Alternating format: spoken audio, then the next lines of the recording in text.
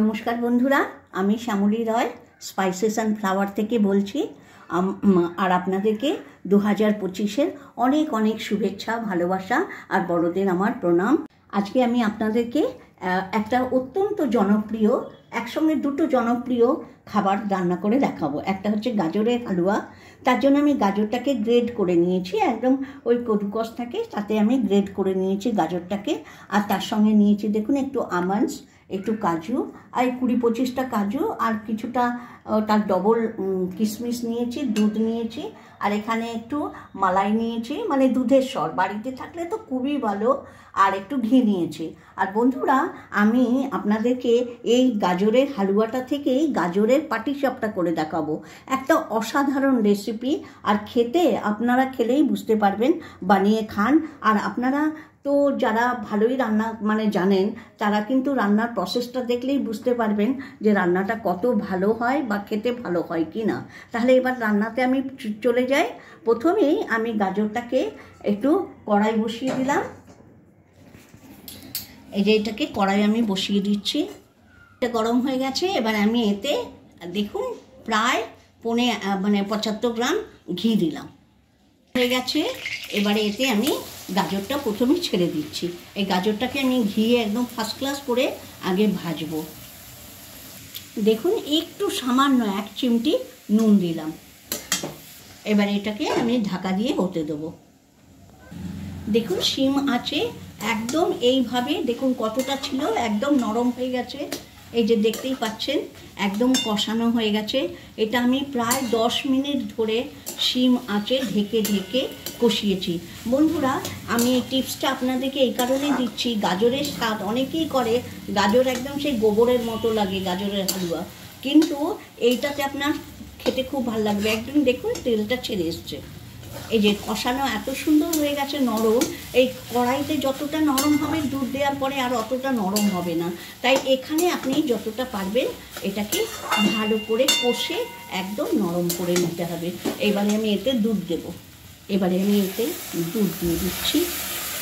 আমি 1 লিটার দুধ নিয়েছিলাম, সেটাকে খুব ঘন করে রেখেছিলাম, সেটাই দিয়ে দেবো পুরোটা। দেখুন এটাকে আরেকটু শুকনো করব, দুধটা শুকিয়ে যাবে, তারপরে আমি এতে এলাচের গুঁড়ো দেবো আর চিনি দেবো, যা যা দেবো দেখাচ্ছি। আমার হয়ে এসছে, দুধটা প্রায় শুকিয়ে গেছে।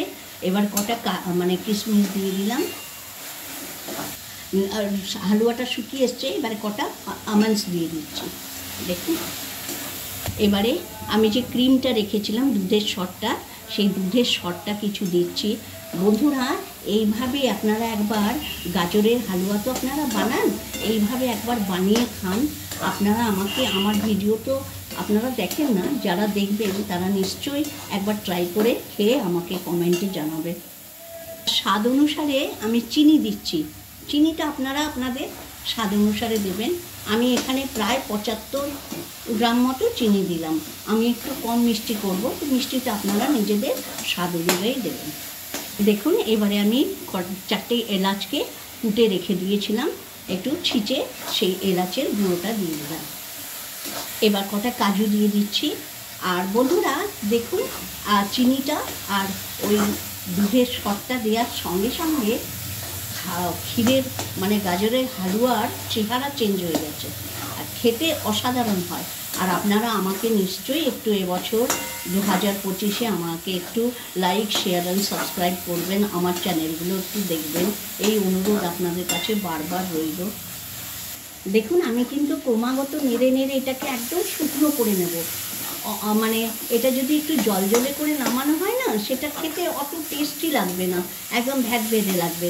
এটা যত শুকনো হবে তত খেতে ভালো, তাই আমি আরও একটু শুকনো করবো এটাকে। দেখুন এবারে আমি আঁচটা লাস্টে সিম করে দিয়েছি, আর তেলটা দেখুন একদম বাইরে বেরিয়ে এসছে। এই দেখুন তলায় কোনো লাগবে না, তার আপনার গাজরের হালুয়া একদম পারফেক্ট হয়ে গেছে। এইভাবে আপনারা একবার বানান, জল জল রাখবেন না, এরকম শুকিয়ে নিন, আর ভেতরে লাস্টের ক্ষীরটা এই ঘিটা বেরিয়ে আসবে। এবার আমার হয়ে গেছে, এটা আমি নামিয়ে দিচ্ছি। একটা বলে সাজিয়ে দিচ্ছি আমি এটাকে। দেখুন বাটিতে একটা ঢেলে নিয়েছি। এবার এর উপরে কিছু কিশমিশ আর কাজু দিয়ে দিচ্ছি, আর আমন্ডস দিয়ে দিচ্ছি। গাজরের হালুয়া রেডি হয়ে গেল। এবারে এই হালুয়াটা দিয়েই আপনাদেরকে আমি গাজরের পাটিসাপটা করে দেখাবো। দেখুন এবারে হালুয়াটা মানে পুর বানাবো। দেখুন কিছুটা নিয়ে আমি এখান থেকে কিছুটা নিয়ে দেখুন এই যে ওপরে যে আমি ছড়িয়েছিলাম সেটাকে একটু ছিদ্র করে মানে থেতো করে এটা দিয়ে দিয়েছি। দিয়ে এটাকে দিয়ে আমি একটা পুর বানিয়ে নেব। দেখুন এইভাবে এই পুরটা আমি ভেতরে পাটিসাপটার ভেতরে দেবো। এই বাটির মাপে আমি সব কিছু করছি। আপনি বাটি বা একটা কাপ নিয়ে নিতে পারেন। আমি এরকম এক বাটি এখান থেকে হালুয়া নিয়ে নিলাম। নিয়ে এটাকে আমি কী করে পেস্ট মানে একদম মিক্সিতে পেস্ট করে নেব। একটু কাজু দিয়ে দিলাম আর কিশমিশ তো দেওয়া আছে, দুধ দিয়ে এটাকে আমি একটু পেস্ট করে দিচ্ছি। আর একটু চিনি দিয়ে দেবো পরিমাণ মতো, আমি যতটা চিনি লাগবে ততটা দিচ্ছি। এতে 100 গ্রামের মতো চিনি দিলাম টোটাল। প্রথমে আমি দেখুন অনেকটা করব না, অল্প পরিমাণ করব, তার জন্য আমি হাফ কাপের থেকে একটু বেশি এরকম একটা বাটি বা কাপ নিয়ে নেবেন। আমি একটা পরিমাণ নেবার জন্য এরকম একটা বাটি নিয়েছি কাঁচের, তাতে হাফের থেকে একটু বেশি সুজি নিয়েছি। যতটা সুজি নিয়েছি ঠিক ততটা আমি চাল গুঁড়ি নিয়েছি। দেখুন ততটা চাল গুঁড়ি নিয়েছি। এবারে এই দুটোকে না আমি 5 মিনিট 10 মিনিটের জন্য ভিজিয়ে রেখে দিলাম। এই যে আমার দুধের সরটা বেঁচেছিল, এই দুধের সরটা দিয়ে এটাকে ভিজিয়ে রেখে দিলাম। এটা দুধের সাবস্টিটিউট হয়ে যাবে, খেতে দারুণ লাগবে। সুজি আর ময়দাটাকে চালের গুঁড়িটাকে আমি ভিজিয়ে রেখে দিয়েছিলাম 10 মিনিট। এরপরে এটাকে এলাম, এবারে ওই যতটা 1 কাপ সুজি আর 1 কাপ ময়দা নিয়েছিলাম, আর এখানে দেখুন 1 কাপ সুজি আর 1 কাপ চালের গুঁড়ি ভিজিয়ে রেখেছিলাম। এবার যতটা পরিমাণ ওর ডবল হচ্ছে আমি ময়দা দিচ্ছি। দেখুন 1 কাপ এই পরিমাণ 1 কাপ দিলাম, আরও 1 কাপ দেবো, আর 1 কাপ দিয়ে দিলাম।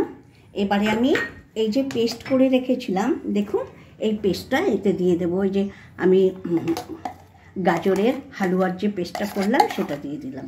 এটা গুলতে আরেকটু দুধ লাগবে, তাই আমি একটু ঘন দুধ নিয়ে নিলাম এটা গুলে নেব বলে। এবারে এটাকে আমি একটা স্টেনারে ভালো করে ছেঁকে নেব যাতে কোনো রকম লাম্প না থাকে। ব্যাটারটা ঠিক এই ঘনত্বের হবে। আমার ব্যাটার রেডি। আমি এবারে ভালো করে ভেজে নেব। দেখুন পুরটাকে না আমি এইভাবে এই যে ইয়েটা হয়ে গেছে দেওয়ার পরে পুরটা এত সুন্দর করে ফুলে মানে রুটিটা হয়ে, এবারে আমি এটাকে ফোল্ড করে দেবো। আর দেখুন এই একদম পাটির মতো হয়ে ফোল্ড হয়ে যাবে, হাতে করে মানে খুন্তি লাগবে না, নিজে নিজেই হয়ে যাচ্ছে। এই দেখুন মানে আমার কোনো কিছু কষ্ট নেই।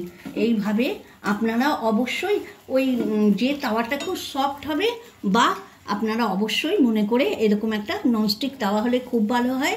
এছাড়া ওই ঘরে যে রুটি করা হয় না মসৃণ তাওয়াতে করুন, একদম ফার্স্ট ক্লাস হবে। এই দেখুন আমি অলরেডি 3টে করা হয়ে গেছে, সেগুলো রেখেছি, এটা আপনাদেরকে করে দেখালাম। এইভাবে আমি প্রত্যেকটা ভেজে নিচ্ছি, তারপরে আপনাদেরকে শেষেরটা দেখাচ্ছি। ভাজার জন্য আমি আমি সুন্দর করে মেখে নিয়েছি বেশ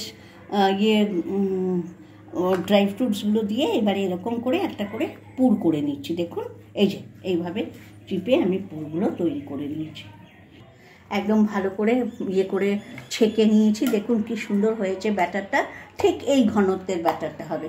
এর থেকে যদি বেশি পাতলা করে দেন, এবার দেখুন আমি তাওয়াটা এখানে নিয়ে এলাম, এখানে নিয়ে আর এরকম করে একটা তেজপাতাকে কেটে নিয়েছি, এটা দিয়ে এটাকে এরকম করে ফার্স্ট ক্লাস করে আমি একদম চারিদিকটায় ছড়িয়ে দেবো। দেখুন একদম সুন্দর হয়ে গেছে।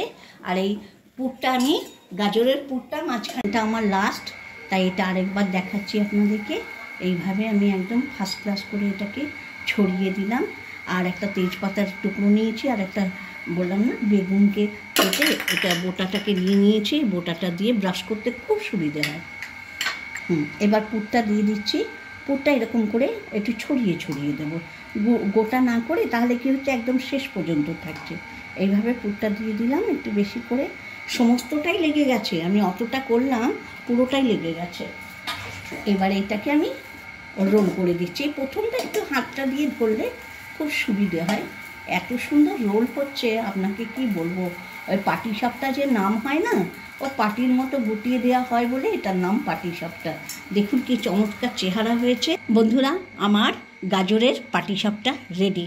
আপনারা একবার ট্রাই করুন, যেমন কালার তেমনি খেতে হয়েছে।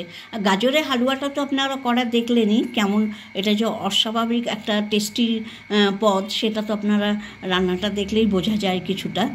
যাই হোক বন্ধুরা, আমার রেসিপিটা যদি আপনাদের ভালো লাগে অবশ্যই আমাকে একটু লাইক, শেয়ার অ্যান্ড সাবস্ক্রাইব করবেন। আর এটা 2025 আর শুরু আপনাদেরকে অনেক অনেক শুভকামনা। মানে ভালো থাকুন, সুস্থ থাকুন, আর আপনাদের মনের সমস্ত আশা যেন এই 25-এ পূর্ণ হয়। আর আজকের মতো ভিডিওটা আমি আপনাদের মঙ্গল আর শুভকামনা করে এখানেই শেষ করছি।